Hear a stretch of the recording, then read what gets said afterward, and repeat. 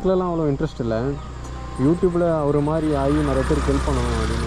கண்டிப்பாக அந்த எண்ணம் இப்போ தானே ஆரம்பிச்சிருக்கு. அதுதான் இப்போ தான் வேறு பிடிக்க ஆரம்பிச்சிருக்கு. இனிமேல் தான் அது செடியாக வரணும், கொடியாக மாதிரி மரமாக நல்ல இதுவாகணும். நல்ல எண்ணம் தான், கவலையப்படாதீங்க. உங்கள் எண்ணம் போல் வாழ்க்கை. அந்த எண்ணத்தோடு இருந்தீங்கன்னா வாழ்க்கை நல்லபடியாக போயிட்டுருக்கு, நல்லா ஸ்மூத்தாக போகும். போனால் என் ஒருத்தனோட வாழ்க்கை பொழைச்ச என் மொத்த குடும்பம் ஒரே நாள் நான் நிறைய இழந்துட்டேன். இனி இருக்க ஜெயிச்சுட்டு தான் நான் வீட்டுக்கே போகணும்.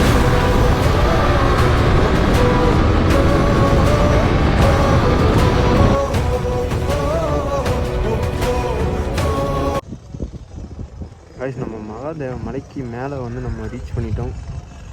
நம்ம பைக் வந்து பார்த்தா அப்படின்னா ரேடியேட்டர் வந்து ஓடிட்டு இருக்கு, அதனால் வெயிட் பண்ணிகிட்ருக்கோம். ரேடியேட்ரு ஆஃப் ஆனதோ, ரேடியேட்டர் ஃபேன் ஆஃப் ஆனதோ நம்ம இங்கேருந்து கிளம்பிடலாம் மேலே. இன்னமும் 1 நைட் இருக்கு. கைஸ், இங்கே மேலே வந்து பார்த்தா அப்படின்னா திருவள்ளுவர் சிலை, சரஸ்வதி சிலை, இந்த மாதிரி ஏகப்பட்ட சிலைகள் வந்து வடிவமைக்கப்பட்டிருக்கு. இதோடைய ஒரு சில பேரெல்லாம் எனக்கு என்னன்றது தெரியல. உங்களுக்கு தெரிஞ்சால் மறக்காமல் எல்லோரும் கமெண்ட்டில் சொல்லுங்கள்.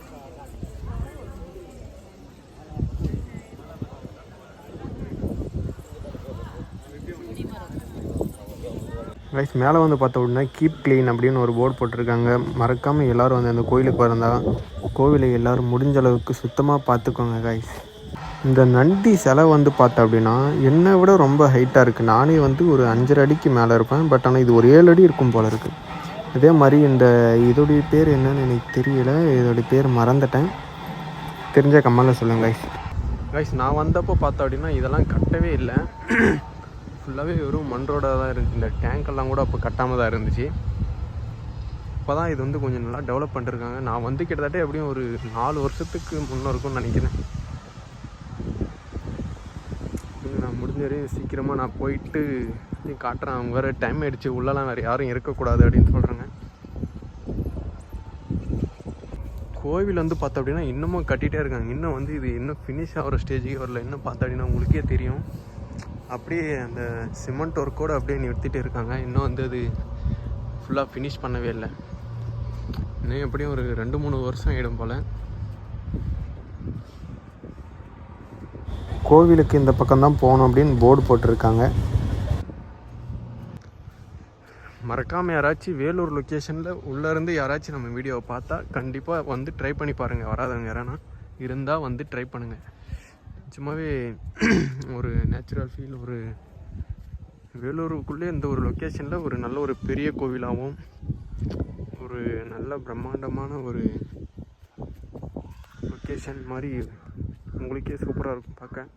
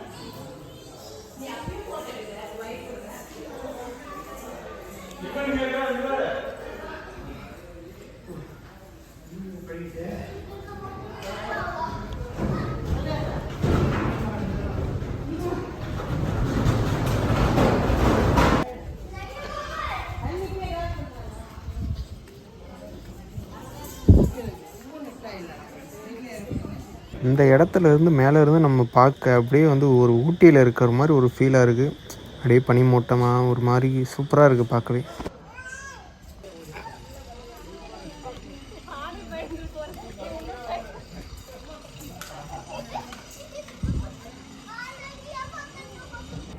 இந்த வாத்துங்கெல்லாம் நான் அப்போயே பார்த்தேன். அப்போனா இந்த இடம் வந்து வெறும் கல்லுங்க மாதிரி தான் இருந்துச்சு. இதை சுற்றி இப்போ தான் செவரெல்லாம் இப்போ தான் கட்டியிருக்கிறாங்க. அதை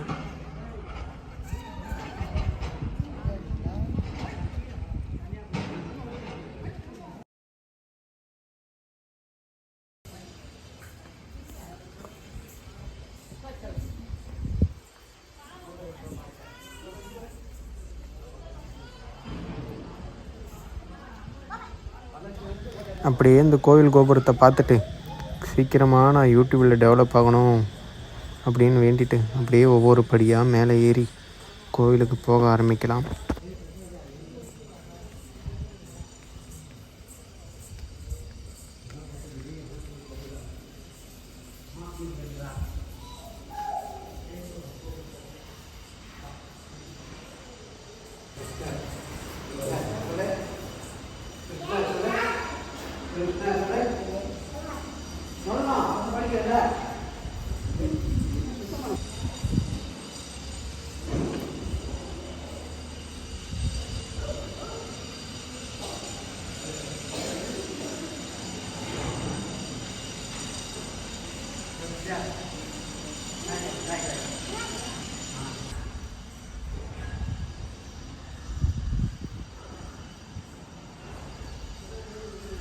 மேலே வந்து பார்த்தாடினா சொல்லிக்கிற அளவுக்கு எதுவும் கிடையாது. பட் ஆனால் வந்து இப்போ தான் டெவலப் பண்ணிகிட்ருக்காங்க. இன்னும் கொஞ்சம் வருஷம் ஆகும்னு நினைக்கிறேன். எல்லாம் ஃபினிஷ் பண்ணி இன்னும் ஒரு பெரிய லெவல் இந்த கோயிலை கொண்டு போக இன்னும் கொஞ்சம் நாள் ஆகும்.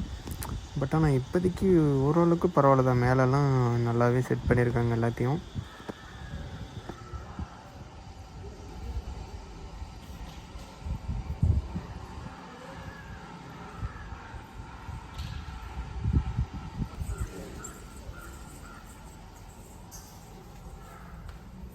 அப்படியே பக்கத்தில் வந்து பார்த்தோம் அப்படின்னா அந்த நவகிரகங்கள் இதெல்லாம் வந்து இப்போ தான் வந்து ஸ்டார்ட் பண்ணியிருக்காங்க கட்டி. பக்கத்தில் அப்படியே வந்து ஒரு லிங்கம் இருக்குது.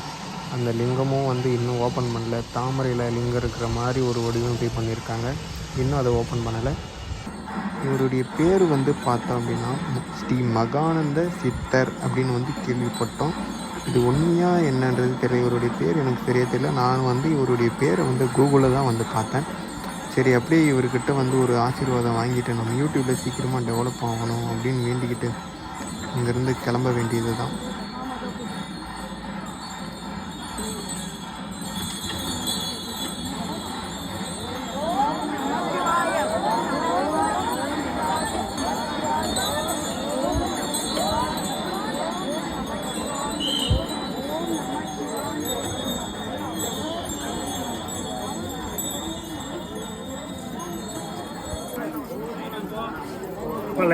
லைனாமா ஒன்று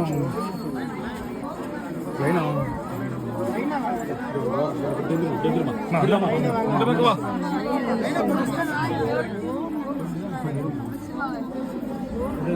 இது லைன்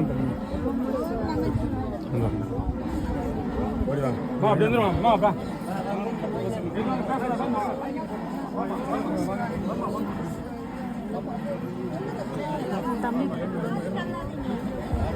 அப்பா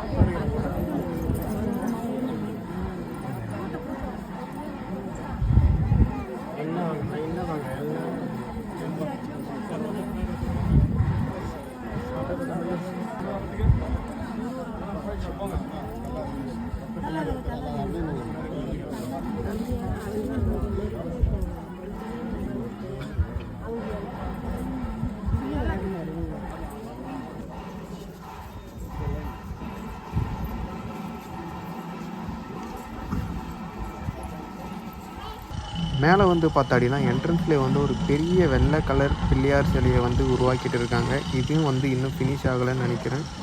பட் ஆனால் ஃபினிஷ் ஆன மாதிரியும் இருக்குது, ஆகாத மாதிரியும் இருக்குது.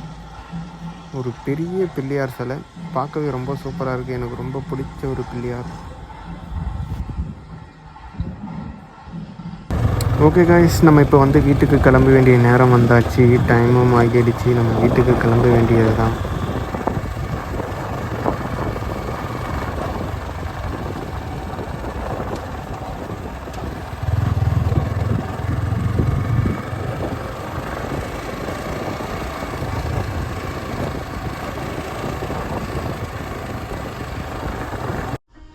நல்லா தெரியும். எப்படி தெரியும்? ஆந்திரா தானே அவரு? ஆமாண்ணா, நிறையா பண்ணியிருக்காரு. நிறையா பண்ணிட்டு தானே இருக்காரு. உங்களுக்கு கூட தெரிஞ்சிருக்காரு. எனக்கு நான் 3 வருஷம் தான் ஆகுது சாமியாராக வந்து. அதுக்கு முன்னாடியெல்லாம் அவர் ஒரு வீடியோ கூட மிஸ் பண்ணாமல் எல்லாத்தையும் பார்த்துட்டு இருக்காங்க. இப்போது மொபைலெல்லாம் எதுவும் கிடையாது. எல்லாம் தொலைச்சாச்சு. திருட்டு போயிடுச்சு. எல்லாம் திருட்டு போயிடுச்சு. வந்தப்பவே எல்லாம் தெரியல. மொபைல் லேப்டாப் எல்லாம் போச்சு. நல்ல மனுஷன், நல்ல உள்ளம். அதான் எனக்கும் அவர் மாதிரி ஆகணும்னு ஆசை. நானும் யூடியூப் பண்ணுறேன். கண்டிப்பாக ஐயா. நமசிவா நல்லா இருக்கும். நல்லா இருக்கும். இங்கே வந்துட்டு போயிட்டல்ல, மாறிட்டோம் லைஃபே. கவலைப்பாரு. உங்களுக்கு இந்த கோயில் எப்படி உருவாச்சு? நாங்கள் இங்கே தானே இருக்கேன் நான் இப்போ. அதான் நீங்கள் இங்கே தான் இருக்கீங்க. அது ஹிஸ்ட்ரி எப்படி உருவாச்சு? 20 வருஷம் முன்னாடி சாமியார் வந்தார். 20 வருஷம் முன்னாடி இந்த சாமியார் வந்தார் இங்கே. இப்போ வந்தப்போ இந்த மலைலாம் இந்த அளவுக்குலாம் ஒன்றுமே இல்லை. ஆமாம், நான் ஒரு ஆஞ்சநேயர் கோலை வச்சு, ஒரு சின்ன ஆஞ்சநேயர் சிலையை வச்சு ஒரு குகையில் இருந்தாராம். குகையில் இருந்திருக்காரு. இப்போ ஊர் மக்கள்லாம் சாப்பாடு எதனா கொண்டு போய் கொடுக்கறது, அரிசி கிரிசி. அவர் ஊர் உள்ள வந்தால் கல்லை தூக்கி அடிப்பாங்களாம் பசங்கள்லாம். அதனால பயந்துக்கிட்டு மலையிலே போயிட்டாரு. அதுக்கப்புறமா அவரோட சில விஷயங்கள் வாக்கு சொல்லுவாராம். அதெல்லாம் கொஞ்சம் பழிக்க ஆரம்பித்தோடனே மக்களுக்கெல்லாம் கொஞ்சம் நம்பிக்கை வந்துருச்சு.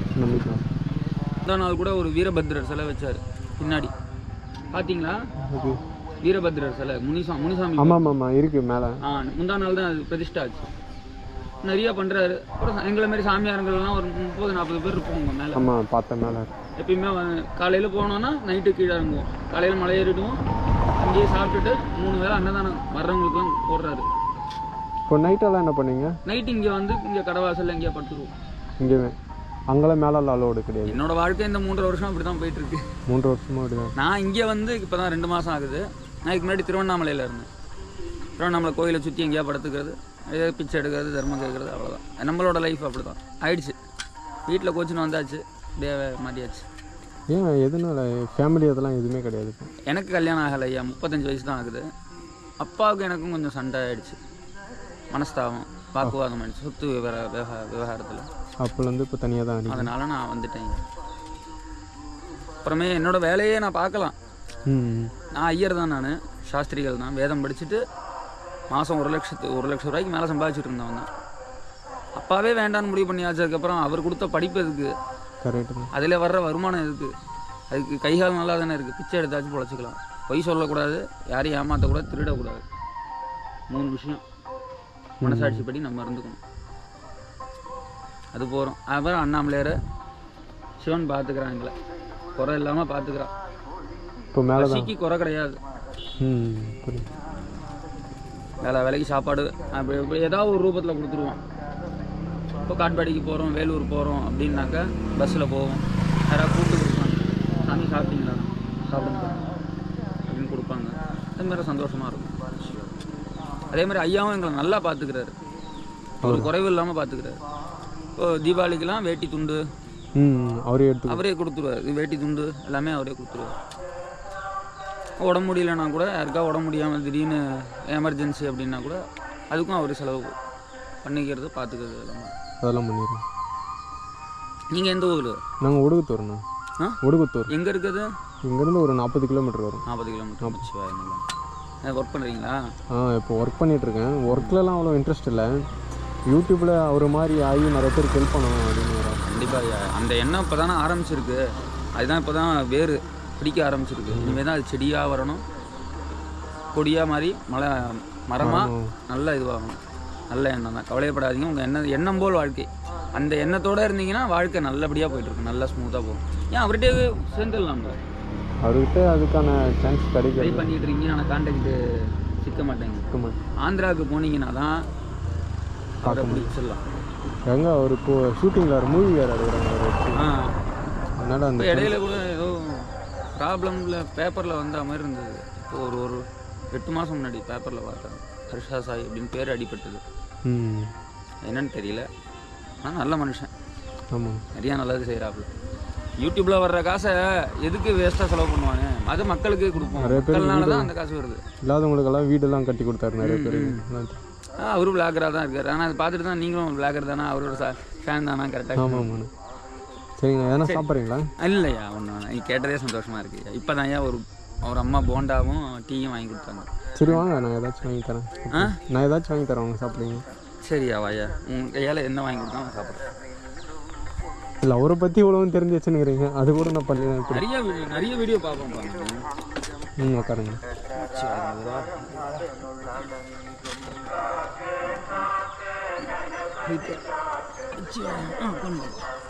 போகலாமா? போகலாம் ஐயா. நானே ஏதாவது வண்டி வருமானு தான் வெயிட் பண்ணிட்டு இருக்கேன். மேலே ஏற நமக்கு காலை ஆப்ரேஷன் ஏன் என்னாச்சு? அது சின்ன வயசில் ஆப்ரேஷன் வச்சுருக்கேன். சின்ன வயசுலேருந்து அப்படி. கீழே வாங்குறது ஓடி போய் கீழே ஆப்ரேஷன் அதோட சைடு எஃபெக்ட் கொஞ்சம் கொஞ்சமாக காட்டுது.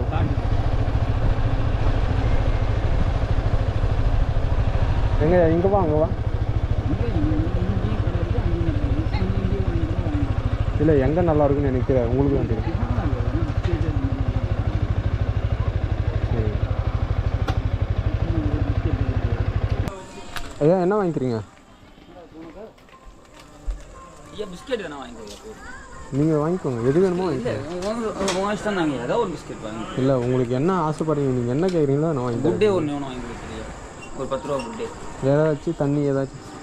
ஏதாவது ஒரு ஜூஸ் ஒன்று வாங்கிக்கிறியா? நான் ஒரு ஜூஸ் ஒன்று குட்டே 2 கொடுங்க. குட்டேவா?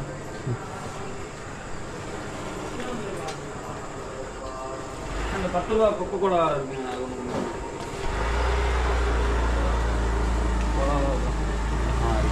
இன்னும் 2 வேறு கலர் இருந்தால் கொடுங்க, அதே ஃப்ளேவர். சரி அதில் 2 ஜூஸ் ஏதாச்சும் கொடுங்க. ஒரு ஏதாவது 10 ரூபா கொக்கோ கோலா அது கொடுத்து.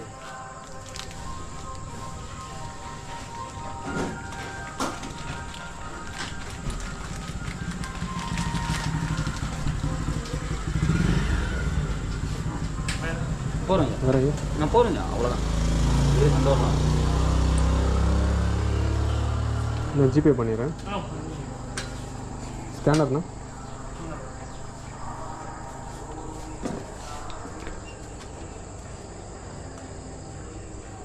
எவ்வளோ ஆச்சுண்ணா?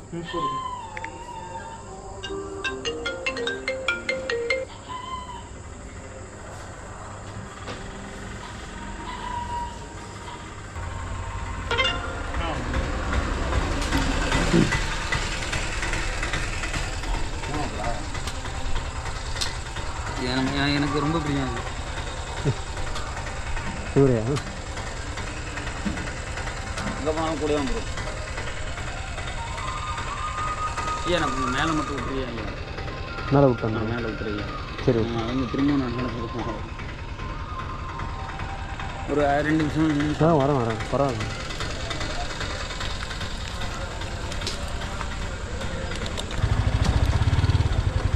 உட்காருங்க.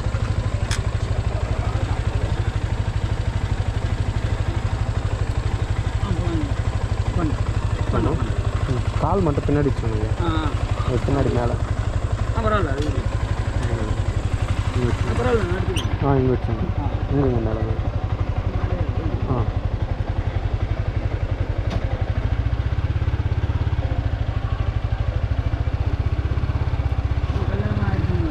இல்லை கல்யாணத்தெல்லாம் இன்னும் ஆகலை.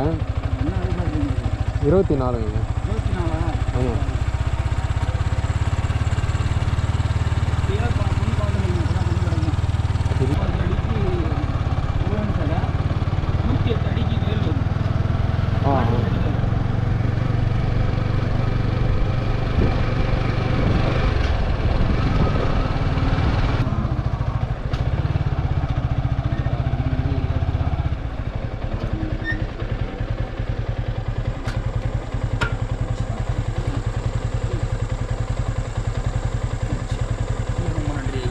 நல்லபடியாக போய்ட்டு நல்லபடியாக வாங்க.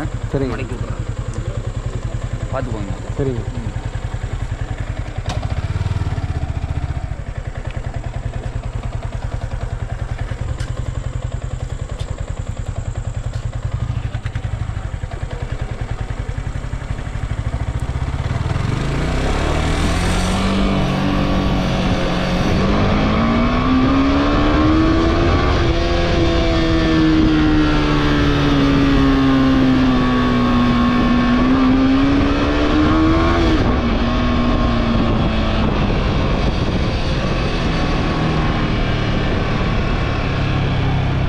என்ன ஆச்சுன்னா நான் சும்மா எதர்ச்சியாக வந்து வீடியோ எடுத்துகிட்டு வந்தேன்.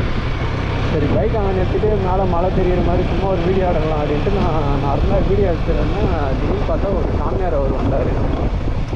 வந்துட்டு நீங்கள் ஹர்ஷா சாய் ஃபேனா அப்படின்னு கேட்டார். ஹர்ஷா சாய் ஃபேனான்னு கேட்டது எனக்கு அப்படியே ஷாக் ஆகிடுச்சு. எப்படா இவர் சாமியாராக இருக்கார், இவருக்கெல்லாம் எப்படி தெரிஞ்சிச்சு அவர் அப்படின்னு. அப்புறமா தான் எப்படின்னு கேட்டால் அவருடைய ஹிஸ்ட்ரியெல்லாம் ஃபுல்லாக சொல்ல ஆரம்பிச்சிட்டாரு.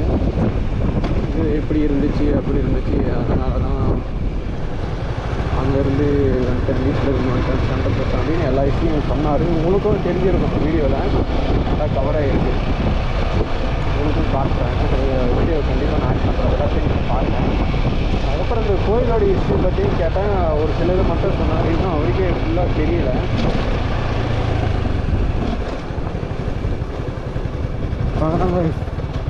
டைம் வந்து பார்த்தா அப்படின்னா 6 o'clock ஆகிடுச்சு. நான் மொத்த வீடியோவும் நான் உங்களுக்கு அப்லோட் பண்ணுறேன்.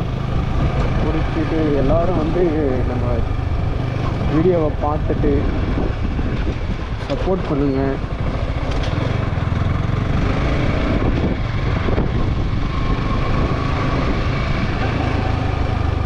ஓகே காய்ஸ், பார்க்கலாம். இதோட நம்ம வீடியோ முடியுது. இதோட நம்ம அடுத்த வீடியோவில் வந்து சந்திக்கலாம். மறக்காமல் எல்லோரும் நம்ம சேனலை சப்ஸ்கிரைப் பண்ணுறேங்க. தேங்க்ஸ் ஃபார் வாட்சிங்.